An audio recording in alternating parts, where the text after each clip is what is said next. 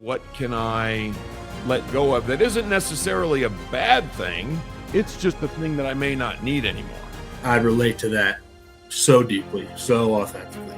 I truly believe we can recover. I agree with you 100%. 100%. There is no doubt in my mind. It takes a multi-pronged approach to really have a grasp on any malady.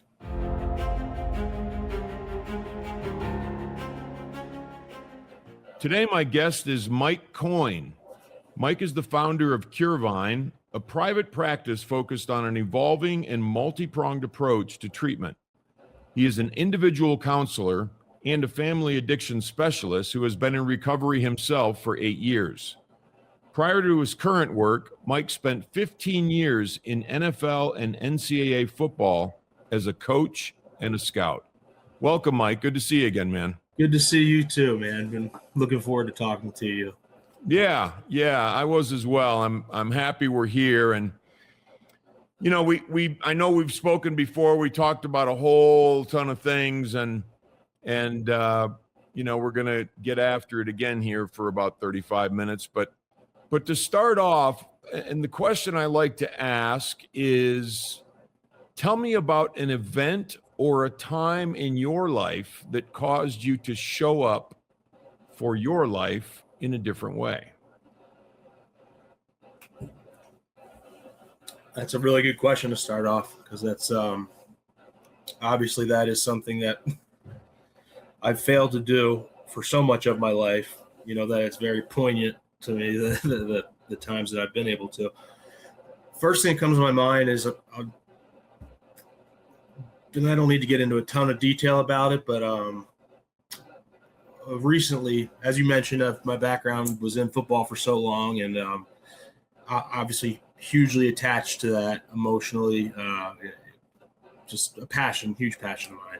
And around this time of year when the changes are going on, I've noticed that there's kind of this like seasonal trigger almost, you know, and I got a call, which I do most years. People kind of, I keep in touch with people, and sometimes we'll check in about maybe an opportunity or something. And I had a decent one this time that maybe would have allowed me to somehow balance my life that I've created for myself post football, and still kind of dip my toe back in. And for me, it's almost like pouring a drink in front of an alcoholic. Because that is it's extremely tempting, and when it comes down to it, I have made that decision already. I've already gone through that process of deciding this does not align with the values that allow me to live my life the way I need to for my recovery, my health, my family, all that. So this was challenging, and I found myself, while there's a little bit of sting to it, I was proud of the way in which I responded to it and went through that process without too much agony. I'm not going to say there was zero, but there, less so than certainly when I made the decision initially, and even since. So I think I showed up for myself there by putting what I know are my true needs, my priority values ahead.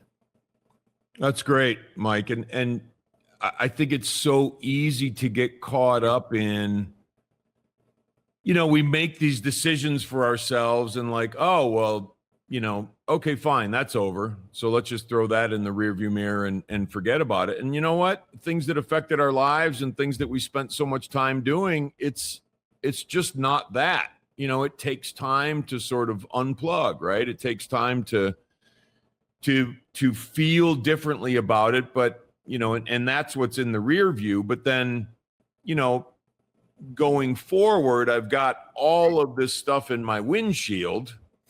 And, that's where I live. I live in the windshield. I don't live in the rearview mirror, but sometimes it's difficult to let go.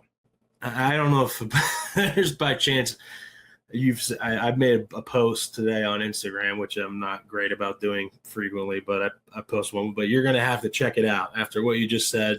All right. You're going to need to check it out because it's a picture of a biker with like 50 rear view mirrors on each side. Oh, wow. And I saw that and laughed and just made like a little joke about it on there. But it's just funny for you to make that reference because it was directly on my mind earlier. Well, I think it's easy, especially when we get into recovery and spend a little time in recovery. It's, all the really cool stuff is in the windshield. And because we have a new life and we're challenging ourselves, hopefully, and we're doing the things that are necessary to move our lives forward, while also spending some time, taking out the garbage and jettisoning that trash, which is absolutely crucial to recovery, to sort of free ourselves, right, from the shackles of the past.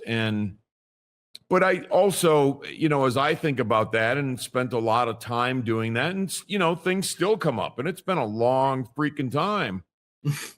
But that's okay, because I heard Joseph Campbell say one time, he's like, look, I mourned the loss of so many things in life, including my parents and this and that, but they're not really gone because they're still with me. They're still, those memories are still with me, and those changes because of them were still with me.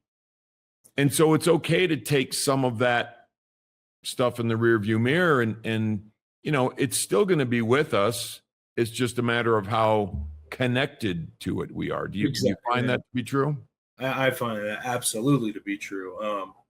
I think, and what you're speaking to, I think really typifies the different phases we kind of go through in our recovery, which, as I think you and I have talked about before, recovery to me, totally different definition than sobriety. Recovery for me was learning how to meet my basic needs, meet my, the rest of my needs, and live functionally in a way that would healthy, happy, and of use to the people around me. So totally different than just sobriety for me. Totally different. Right.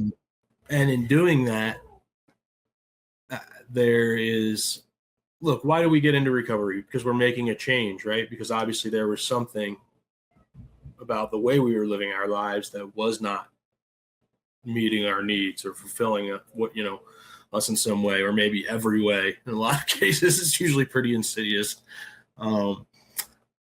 So I think there's a tendency, especially maybe just past that early recovery, intermediate, to want to almost do like opposite action, to use like a CBT term, to like, where, well, shit, everything I was doing back then must have been terrible, and I have to do everything the exact opposite of how I was doing it before. And that's not how it is. That's just not how it is. We still, just because we were addicts or alcoholics at a point in our lives does not even mean that we were bad people at those times, even in active addiction. I believe strongly. I think we have experiences that we are not proud of, and again, that's why we've made changes. But it's not an issue of morality. So, yeah, we still have to be able to hang on to it. I think it takes some time, especially when you're making such a drastic change and commitment in your life, to be able to parse, okay, what can I actually hang on to here that felt good and was good? Because those are two very different boxes to check, Right. I think there's this part of living that is, and living in recovery. I like to look at it like, I truly believe we can recover. We can recover. I agree with you 100%. 100%. There is no doubt in my mind. And I think sometimes that's a remnant. When I first came up in the 12 steps, they're kind of talking to me about, oh man, if you don't do this and this and this, you're gonna, and it was very threatening. It was kind of like going to church as a little kid thinking I'm going to hell if I did something wrong. And Yep. believe me, I truly believe that I owe my life to the 12 steps because they gave me a roadmap. They gave me a way to get my shit together, get my head out of my ass, and live differently. But that doesn't mean that everything applies for all time. And I had to be open to morphing my belief system and expanding that. And I think that's crucial. And those remnants, a lot of them we can get rid of. We can just say, you know what? I don't believe that for me, and it happened probably at 8 or 9 years sober, like I don't need to go to a meeting every freaking day to stay sober. I got my shit together. And I'm getting it together more and more over time. So anyway, that's just kind of a past remnant that I think about when I think, what can I let go of? That isn't necessarily a bad thing. It's just a thing that I may not need anymore.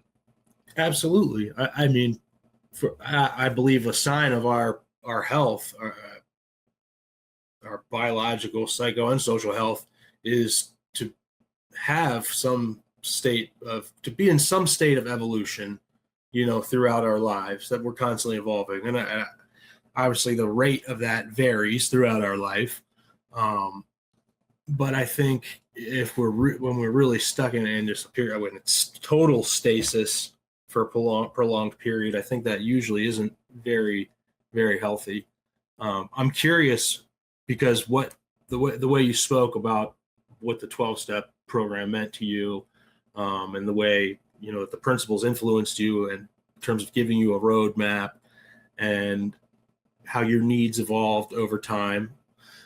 I relate to that so deeply, so authentically. So I'm curious about when you started to arrive at that decision, that what you were hearing in terms of the more rigid and fire brimstone parts of it that are like, that this is gospel, and obviously that does exist. That's part of the culture in a lot of ways. Did you get any pushback from people like in that community? Sometimes, and I'm kind of a maverick anyway, a bit of a defiant son of a gun, if you will. So yeah, there were times, but I had a mentor at that time who was very in tune with continued evolvement, as you had mentioned. And so, yeah, I got some pushback, but not from the people that were really teaching me. And that was a cool thing, because they gave me things and showed me things, and I sought them out. It was part of my sort of want to, because I wanted to be different. I didn't want to just say, okay, here's your book and here's your steps, good luck.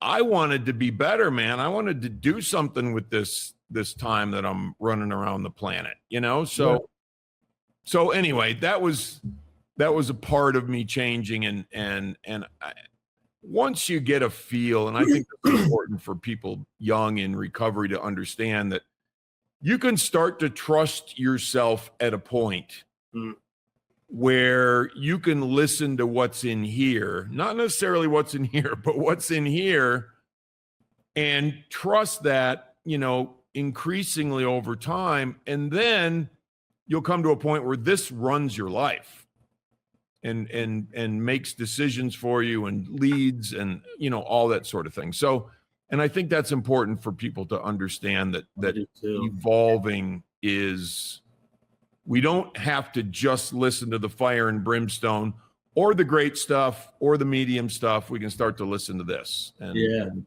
that's a cool place to be. But it's kind of counterintuitive to, I think, the way that whatever the way that we got to the change that we made, it's almost counterintuitive to that. So it becomes, or at least for me, I should say, it was hard to even admit to myself that I was going to trust certain instincts at first. Again, it's an evolution. It didn't happen in a day, Right. but it definitely ran contrary to so much of what I had the messages that I had received from people who were in long-term recovery. So there's like some questioning there. When is it you're in a state of pretty high vigilance, if not hyper vigilance, those first couple months or even years out of recovery. I mean, especially once you've experienced the good, you really don't want to go to the bad, back to the bad, man. You really don't. And anything that threatens that security is scary. So I found that to be sort of a transitional process for me when I realized I could begin to trust my internal compass a little bit more. Absolutely. And I think there's, we didn't have to get into recovery because we had our shit together and everything was going great and we were like secure with ourselves. Right. Yeah. I mean, I was a disaster area and I was young and so I didn't have a clue anyway, much less, about recovery or life or whatever. I just didn't have a clue. So trusting that little voice and you could call it, I could call it trusting myself, or I could call it trusting something bigger than me, whatever. But that's hard to do when you come from a place of high insecurity and always like, oh man, what's going to happen next? This is terrible. All this bad stuff, blah, blah, blah. And it's like, oh wait, there's a place in here that's kind of calm and knows the answers. Like, no, yeah. How could that possibly be? No, I've just been learning that I can't trust anything. Right. To my first thought, Right. Exactly. So this brings me to another question, Mike, and you deal with, I think, a lot of the science around recovery, right? In terms of how that functions. And I'd love to have your take on, how does it balance with the want to part of recovery? What do you find there with people who are successful and or unsuccessful in recovery? In terms of the way it interacts with? In terms of so there's the science of it. Look, okay, if I do this and this and this and follow this path and versus the want to part of it, like, hey man, I'm going to show up and do this. I don't care what happens. I always found that the want to part of it is incredibly important, if not the most important. Yeah, that sounds like based on how you just described it, that sounds like the priceless ingredient, into the dish for sure. Right. And so I just want to, because we're in a culture these days, I think, and this is kind of the premise for my question, we're in a culture these days where people are more concerned about, I hate to say it, but the buzzwords sometimes than they are with, let me go do the work and heal. Do you find that? Do you find that you have to straighten people's sort of thought process out? Like, look, man. Absolutely. First of all, people are more aware of mental health issues in general, from a hard science and a soft science standpoint, where we still want that to progress, obviously. But a very natural corollary to that is that the people who were completely, let's say, naive, or if I can say ignorant without having too negative a connotation, who were completely ignorant, they just move into that kind of like undereducated zone, and the undereducated move into the mildly educated, you know what I mean? And it kind of Right. Everybody moves up a little bit in terms of their awareness and understanding. And you could argue that being in that undereducated zone is more dangerous, less in terms of the way you exchange information with others and understand the other people in your life, or if you're processing it yourself and on your recovery journey, that it's more dangerous to your own efforts, because that is one of the real hallmarks to me of when people start to gain more access to the broader education and literature and stuff, is they have buzzwords. Well, those are buzzwords because they make sense. They resonated with enough people that they caught on, that those words caught on and became part of our, nomenclature. Well, they're also a very, very easy thing to mimic. That 10 years ago, some of these concepts and the terms that describe them may have shown you a person who was highly experienced in an area, whereas now, given the proliferation of information that's out there, it's easier for people to basically mask. And if your history is in addiction, you're probably a very good masker by nature. So yeah, I think there are two sides to that. I really do. I think there's an interesting dichotomy there. I agree with you. And I think that want to part carries us through the difficult times when we don't know what's going on. And we're, oh man, I don't even know how to do this. I don't know if I'm going to be able to last. I don't know what's happening. I'm so confused. But however, the want to will take me to the next step that helps me evolve and helps me get through the whole "this too shall pass" thing, as opposed to, getting sucked into it. And I think that's an important thing. And I know there's a lot around addiction when, people talk about it being a disease and this and that. And I'm not into the labels, and I just don't care. I really don't care. You can call it whatever the hell you want it. Call it anything you want. However, if I was going to have a disease, I would want one that allows me to heal when I choose to do that. When I have been sick and tired of being sick and tired enough, I can make my disease go away over time. That's how I look at it. That's how I look at fixing addiction and being able to recover, not just being in recovery for the rest of my life. How do you feel about that thought process, Mike? So yeah, I do buy into the disease model.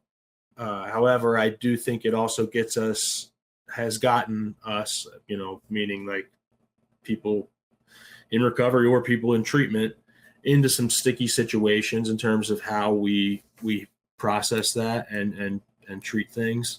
That could be said of a lot of different maladies in general. I think that the more I understood, this is not going to be true for everybody. For me, learning about the neurobiology behind it, about the neurobiological changes that had happened in my brain over the course of addiction, and some of the neurodivergence that I was probably born with or had since a very early age. Understanding all of that was important to me because I'm someone who needs to see everything to really buy in and commit and have the want to, that, like, as you said. I don't think that's true for everybody, though, and that's not a good or a bad thing. It might not be a great thing. It's a difficult thing. It's a challenge. You could argue it makes it more of a challenge, but I think it can be simpler if you don't need all those things to be able to buy into a process, and the gift of desperation and some kind of path and a deep desire for change is enough, to get you at least to that next step. But like I said, for me, it was just, where we say we're terminally unique. That's one of those cliches out there that I like, and I'm absolutely view myself as terminally unique. But in truth, I recognize that there is a tapestry of different things that contributed to where I ended up in life. And if I follow that train of thought, that's what I believe, then moving on past that requires me to have some awareness around each of those areas. Because any one of those areas are potential risk factors. Again, not even talking about a chemical relapse, but they are potential risk factors for me to not continue to recover and continue to evolve in the way that I've stated is a strong value of mine. Does that make sense? It does. Yeah, it does. I mean, I feel like, and I'm not, it's funny because I was in a business, for a long time, and there were these guys who were very analytical and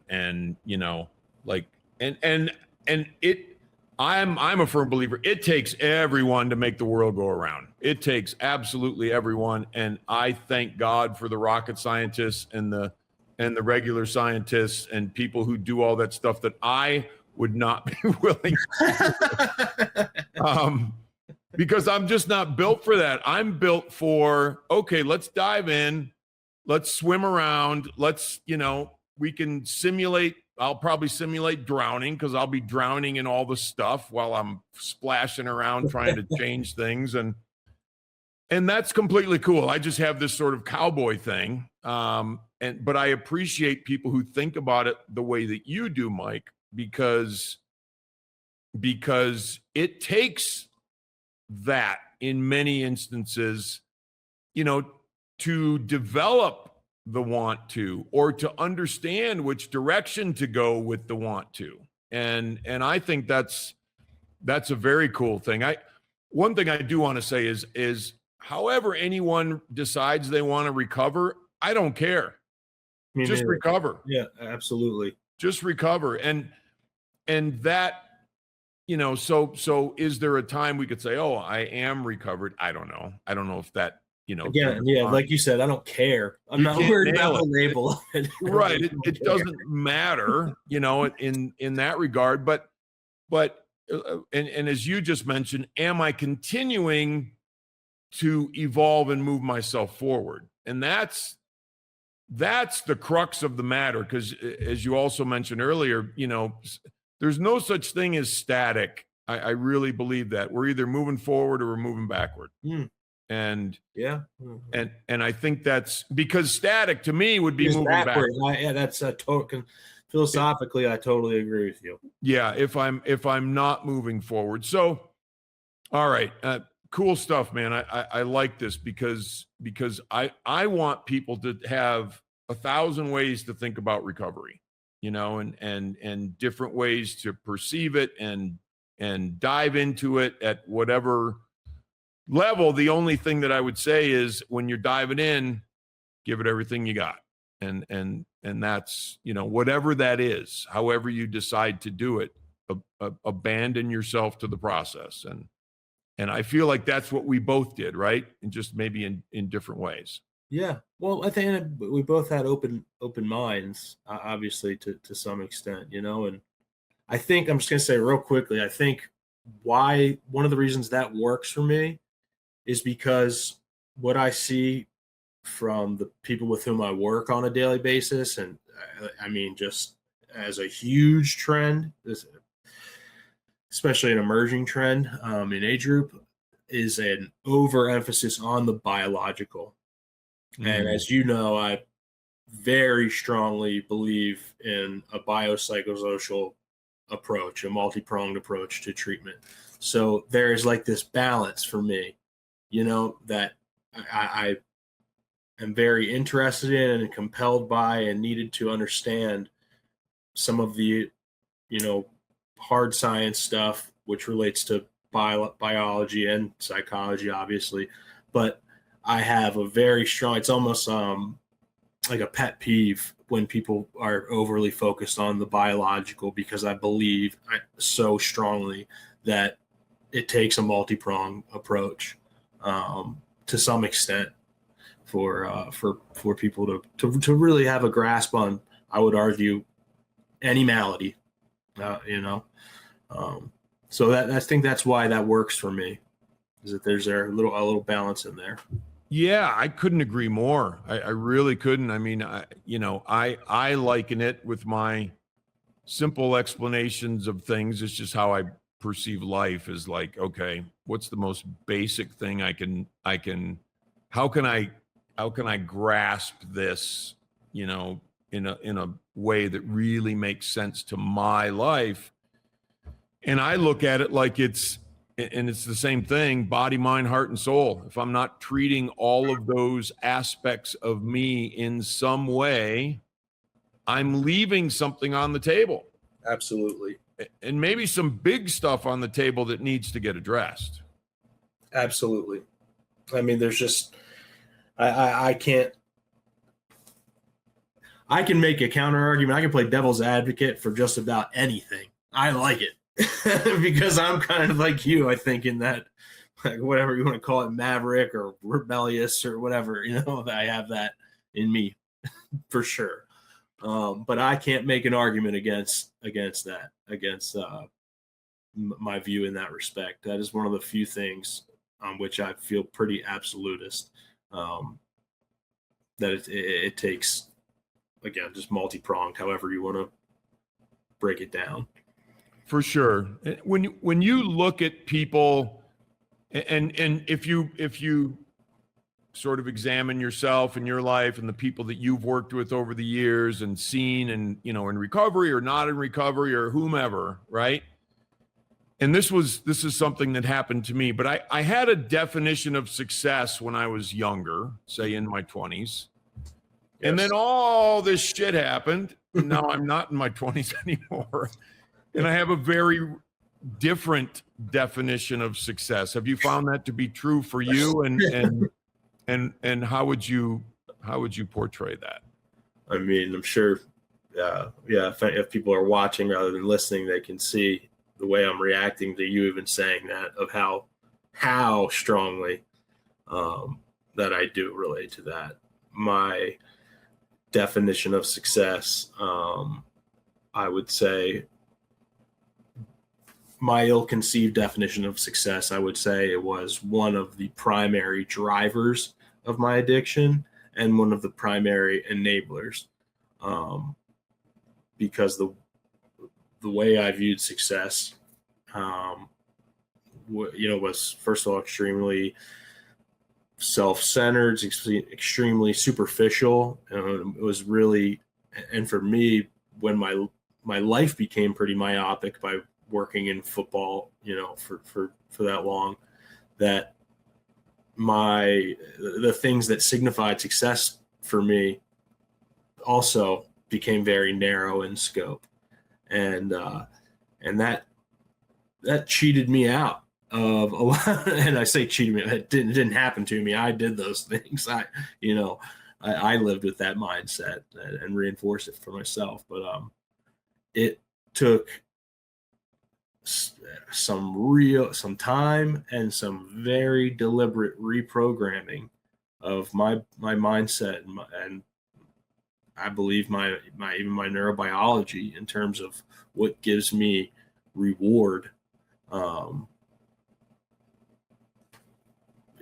to the end of what I view as success. Like I said earlier, happy, healthy, and of use to the people around me. That's just like my quick, the best quick encompassing I can do of how I view it now. Or another way is is measuring my actions by my values. You know, do I have a very clear understanding, or am I working to one of what my values are, and with the follow up of, do my actions match? To me, that's an indication of successful. And it's sad, but I spent the majority, I'm 40, about to be 41, and I spent, the first 30 years of my life with that totally lost. And that was not it at all. It was all about next position, who knows your name, just bullshit on it. That's almost embarrassing to admit now, but well, we have to be where we were to get to where we are, right? 100%. 100%. Yeah. I mean, that is just how it works. And I know for me, I would have no desire to be where I am had I not been where I was, because I was so damn sick of where I was. And many times in my life, over the course of those years, I've been like, you know what? This isn't it. This isn't it. Yeah. And I'm going to shift gears, and this isn't it. And I'm going to shift gears, or this is kind of cool. Maybe I'll expand on this, and it's wonderful that we have the opportunity to make those decisions. And I think I told you when we were talking the last time that, my different definition of success went from how much money can I make to waking up in the morning with a smile on my face. And if I wake up in the morning with a smile on my face, something must be happening that's working. And I do. And that's a, I thank God for that. I really do. I think that's a great thing. So Mike, it's been wonderful, man. And we're getting to the end here, but I wanted to, if you would let people know where to find you and your work, I would appreciate that. Yeah, absolutely. People can find my private practice is called Curevine, just spelled exactly like it sounds. CUREVINE. So curevine.com is the website. I do some work on social media, but more so in kind of like the deeper anonymous parts of the internet, like Reddit and Discord, where some of the more elusive demographics can be found. And that's why I'm there, I like it. But also on Instagram, I do share some of that stuff on Instagram, at Curevine. They can find me on there. And then I appear regularly on the podcast called No Alcohol Needed. So very find cool. any of those places. Yeah, that's great. I will, I'll put your links on the show notes and make sure people know where to find you. But thanks, Mike. It's great catching up again. I'm glad we were able to, to do this and spend some time. And I want to stay in touch. I feel like we have some really cool things to just talk about in general. So absolutely. I'm with you 100%. I think that was clear from one of the first times that we talked. We had some connections on some pretty rare stuff. So yeah, not just the painting behind me, which for the listeners, Daryl also owns. I do. I have that painting in my house. Yeah. Yeah. Very cool. All right, Mike. Thanks, man. We'll talk to you soon. So good to talk to you, man. You as well, brother. Thanks, buddy. Take care. Thank you.